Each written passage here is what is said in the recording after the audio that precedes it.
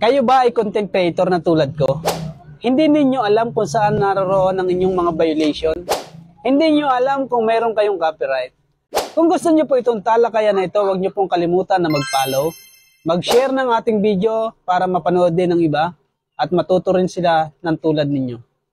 Bago tayo magpatuloy, nais ko magpakilala. I'm Teacher Dindo, Teacher on the Line. Tara, pag-usapan natin ang topic na to. Okay, sa inyong Android phone, punta kayo dito sa inyong Facebook, i-click nyo yan. Then punta kayo dito sa profile, itong nasa baba, yung mas malaki. Ayan, click nyo yan. Diyan nyo makikita yan. Punta kayo dito sa manage, click nyo, manage.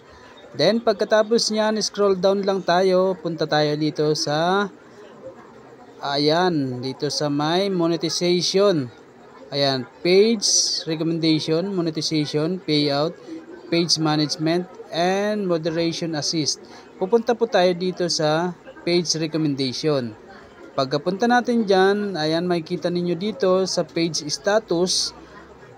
Ayan, ito, wala tayong violation. Community standard violation. No violation to show. Wala tayong violation. So, meron pa tayong isang pamamaraan para natin makita kung meron tayong violation o copyright. So, ayan, balik ulit tayo sa ating Facebook. Ayan, sa ating profile. So, ayan. Ito yung aking page. Ganito din yung proseso pagdating sa profile ha. Tandaan nyo lang mga idol. So, ayan, punta naman tayo dito sa isang profile sa taas. Scroll down lang tayo. Punta tayo dito sa help and support. Then, pagkatapos, punta tayo dito sa support inbox. Ayan, makikita ninyo. Then, click nyo yung your alert.